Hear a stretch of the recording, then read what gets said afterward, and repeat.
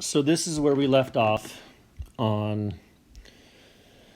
looking at p-series. So p-series is what we're going to use a lot for comparison. So let's take a look at the next. We're going on the next section actually. So we're going on 10.4.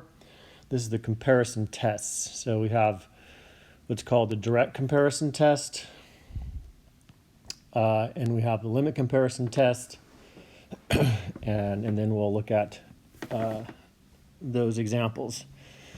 So theorem 10 is the direct comparison test, and again, we're looking to see, we're developing tools to see whether series converge or diverge. So first, let A sub n, so these are positive term sequences, keep that in mind. So let A sub n be greater than 0, which is less than B sub n for all n.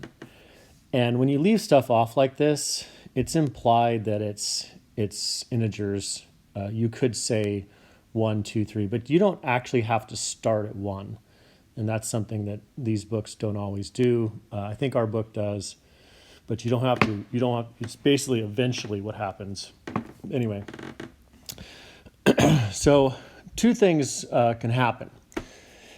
If B sub n converges, so B sub n, the series B sub n converges, then also the series A sub n converges, right? So that makes sense, right? This is intuitive.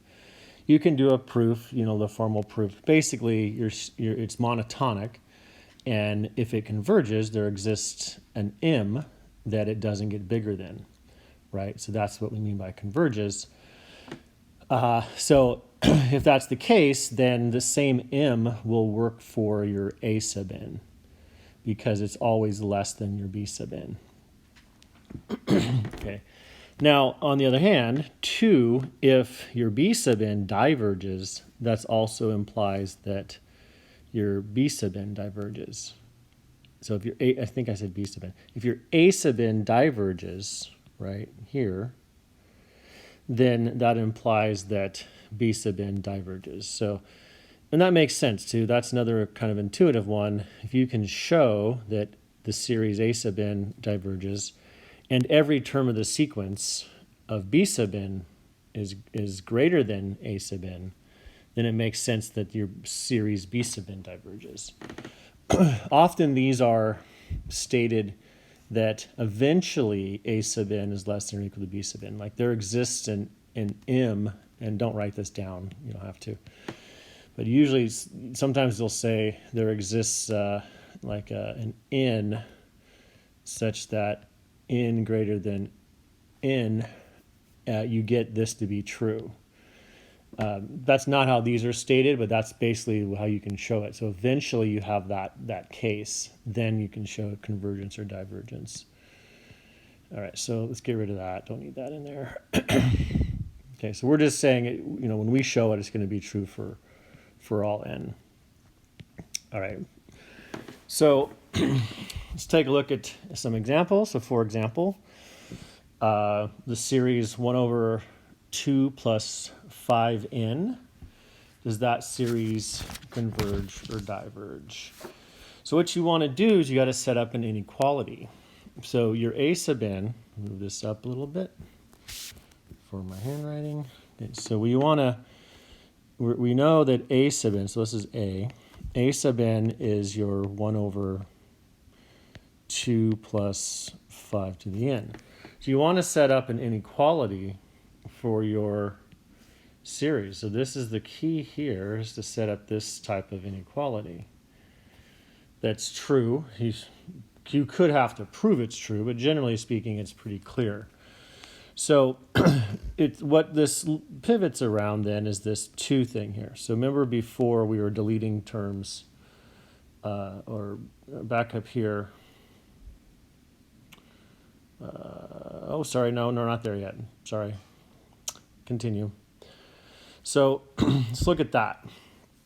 See, if you set up this inequality, if you have 1 over 2 plus 5 to the n, then you're adding a 2 to that denominator. So that's got to be less than or equal to 1 over 5 to the n. You don't have to prove something like that. That's pretty clear, right? Because you're just dividing by something more. So that fraction has to be less than. You also know, you may want to say as well, it's always positive. That's a positive term sequence, so that's greater than 0.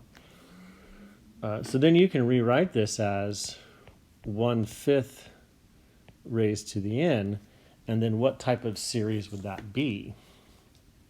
Okay, so and the series 1/5 to the n is what? So look that up. Okay, I'll pause and look that up. So that is a geometric, I was going to say convergent geometric series, but it is a geometric series, and your r is 1/5, which is less than 1, therefore converges.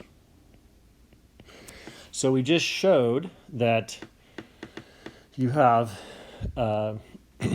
B sub n, series B sub n converges, and every term of the sequence of A sub n is less than B sub n. So this is your A sub n less than or equal to B sub n. Because if that's true, then we know the series 1 over 2 plus 5 to the n converges. All right, so that the series 1/5 to the n is a convergent geometric series. So we say then, and you got to tell me which test you're using. By the, therefore converges, and then just a henceforth or something, hence by the direct comparison test. It's called the direct comparison test.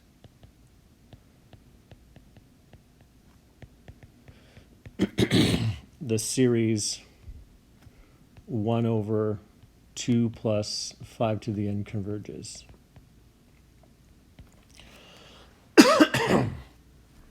Okay, so let's look at another one. Let's look at B. Okay, so you can try these at any point. I don't always remember to tell you to try them because of this format, but try this one as well. See if you can get some sort of inequality. And I'm not saying it converges or diverges. Obviously, I just did one that converges, so I'm probably going to do one that diverges, but that's just kind of a hint. Okay, so if you have something like that, does that series converge or diverge? So what you want to do is set up some inequalities. The one that might be obvious here is this root n, 1 over root n. And these are not obvious. It's difficult to look at and interpret the series sometimes for inequalities. And the more you do them, of course, the more you'll get used to it. But I'm going to keep emphasizing you have to have an argument. You can't just, it's not an answer to any of these questions. It's an argument to see whether the series converges or diverges. So for n as a positive integer is greater than 0, and then you can say that that is less than or equal to 1 over, and then if you do square root of n minus 1, that's true because you're taking 1 off the denominator.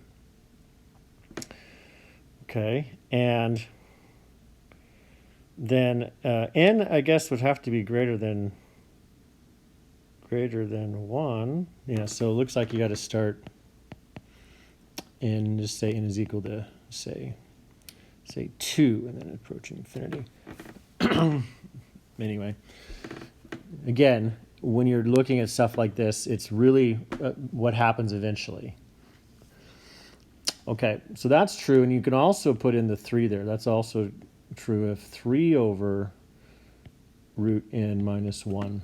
So that you can have that string of inequalities because you're multiplying by a positive in the numerator. Okay, so then let's interpret the series of these. So this is your B sub n. It doesn't really matter which one's which. So this is, in this case, your B sub n. This is your A sub n. And you have that less than or equal to. So what do we know about the series B sub n? So series 1 over root n. Okay, so pause. What type of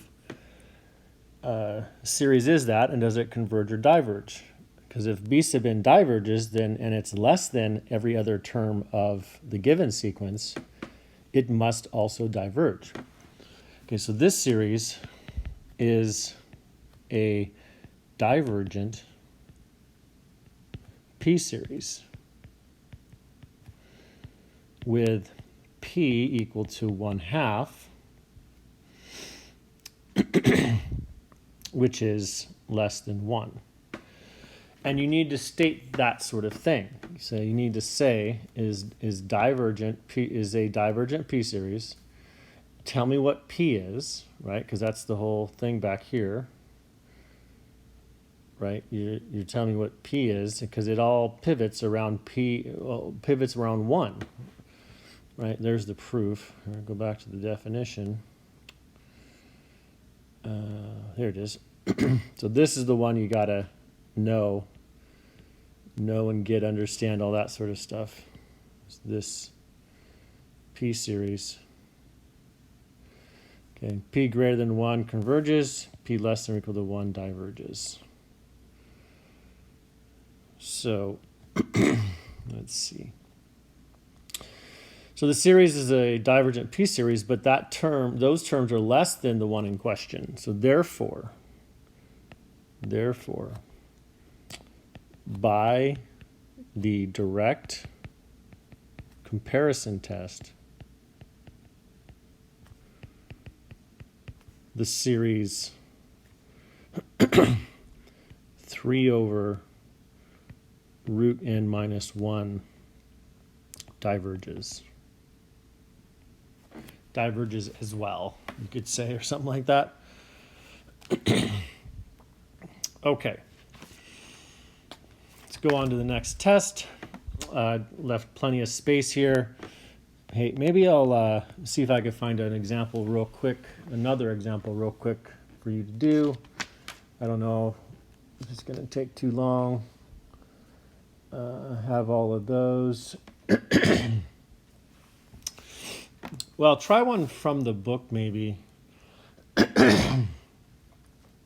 Yeah, I don't have one handy. I'll come back. I'll come back and put one in to try. Okay, let's go on to theorem 11. This is called a limit comparison test. This one's a little different because you don't have to know it's a little, you don't have to set up an inequality, really. That's what's nice about this one. So this one says, suppose A sub n, B sub n are positive term sequences.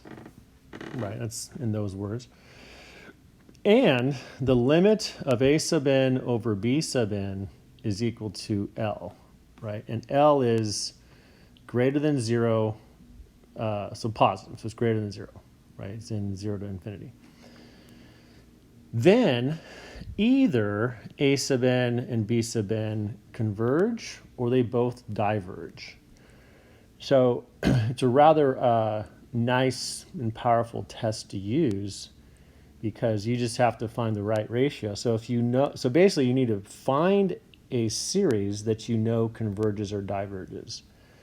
And the type of series we use are P series, is the most important one, but you got the P series, and then you got the like geometric series, right? And you know whether or not those converge or diverge. So you have to have a whole library of series you know converge or diverge to do this. So this is just an illustration of what you might see for a series, and then we'll look at some examples. So suppose you have A sub n is something like this. And what we say is we delete terms of least magnitude. So of all of these things, you take away the terms of least magnitude. So this is like a polynomial over a polynomial, right? So again, we're eventually looking at the series, not the sequence. This sequence, we know what that converges to. This goes to 0. It has to go to 0, right? That's the nth term test, which we'll circle around back to later. So you delete these terms of least significance here. All right, so then you end up with this, the 3n over 4n to the third. And then you simplify that, right, down to here. But the term we're mostly interested in then ends up being the 1 over n squared. So that's your choice. You have to choose or pick your b sub n. And you know that series, so if you looked at this series, that's a convergent p-series. This is a divergent p-series. This is a convergent p-series. These all happen to be p-series, but they don't have to be. So same goes for the rest of these. So study these, see how those work. And let's go on to some examples. All right. So, and I wrote this should be b sub n, right? So you have your given, usually what you do is this is the given one, and this is what you choose. Although it doesn't really matter, but that's the way to do it. So our a sub n, let's write it like this. So a sub n was this one. So your choice of b sub n is, this one's pretty clear because you delete terms of least significance and you just get that. So that is just 1 over n to the 2/3. All right, so then let's look at the limit of that. Let's see, where am I at? Okay, here we go. So then we want to look at the limit as n approaches infinity of, and then it's going to be, right, a sub n over b sub n.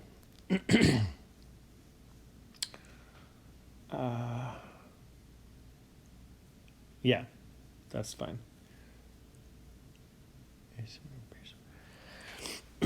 So we end up having, so they're both fractions. That's what I was looking at here. So this is your a sub n, so it's a fraction, and this is your b sub n, which is a fraction. So that's going to simplify. I'll go ahead and write it out this time.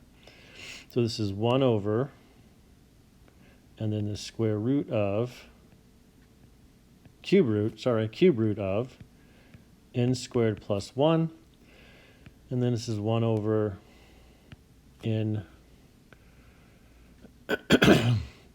we'll do cube root, so cube root n squared. Okay, so now simplify that. N approaches infinity. If you simplify that, these both basically flip, right? So you end up getting the cube root, let me zoom in a little bit. You get the cube root of n squared over the cube root of n squared plus 1. And then you can write that as one radical. Okay, and so you get the limit, and then that's the cube root of n squared over n squared plus 1.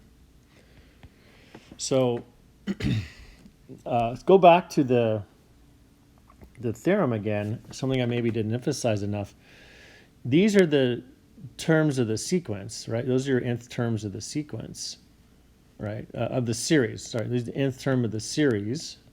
But you're looking at basically when you're doing this comparison, you're looking at the quotient of those terms, and you're seeing if that equals a constant.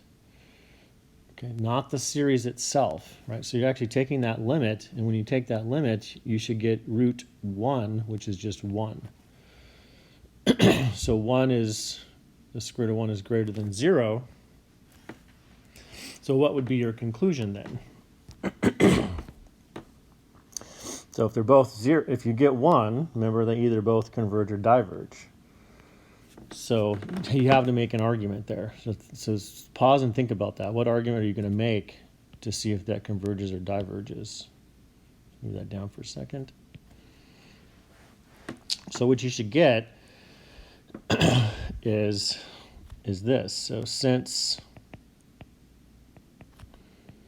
the series 1 over n to the 2/3 is a divergent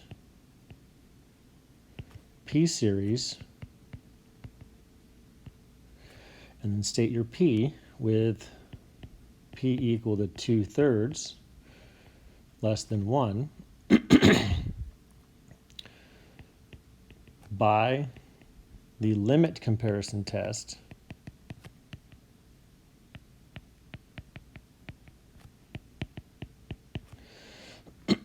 the series 1 over cube root of n squared plus 1 also diverges. Okay, so look that up again if that's not making sense. So you have one converge and one diverge, right? One's both converging or both diverging. What happens, right? You got to interpret that. So you get a constant L, which we did. We got 1. So we know they either both converge or diverge, but the one we chose was a divergent p-series. So therefore, they must both diverge. Okay, next one. There's your A sub n, B sub n. Go ahead and try this one. Pause and try it.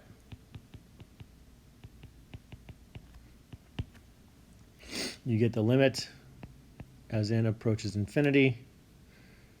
And then when you simplify this, you get 3n squared plus 5n 2 to the n squared plus 1.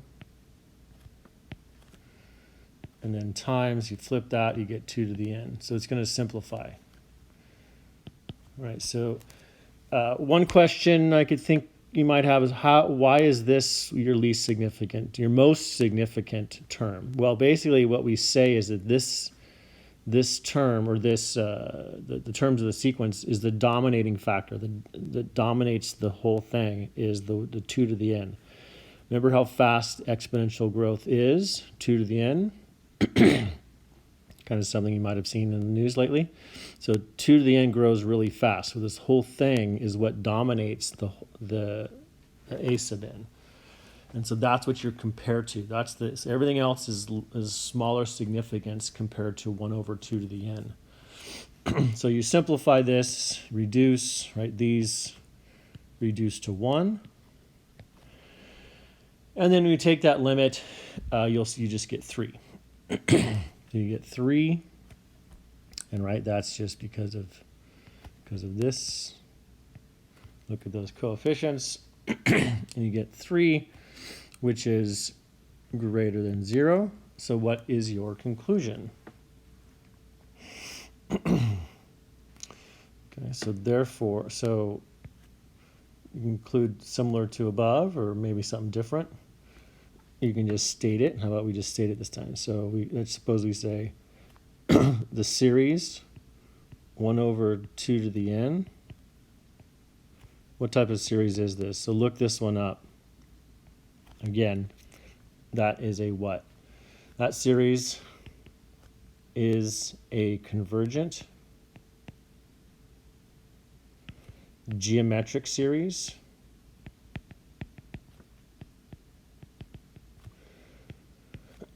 with r equal to a half, which is less than 1.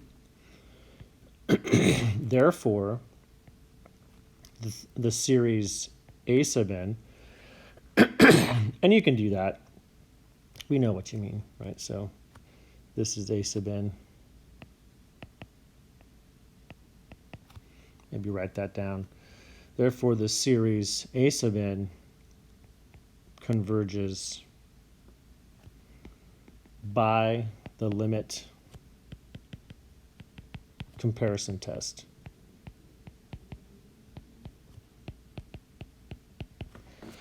Okay, so it's critical you make that conclusion as I've stated here. So you're doing your test.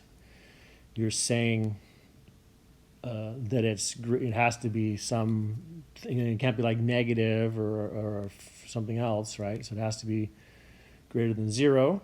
And then you state what you compared to and why it's convergent or divergent.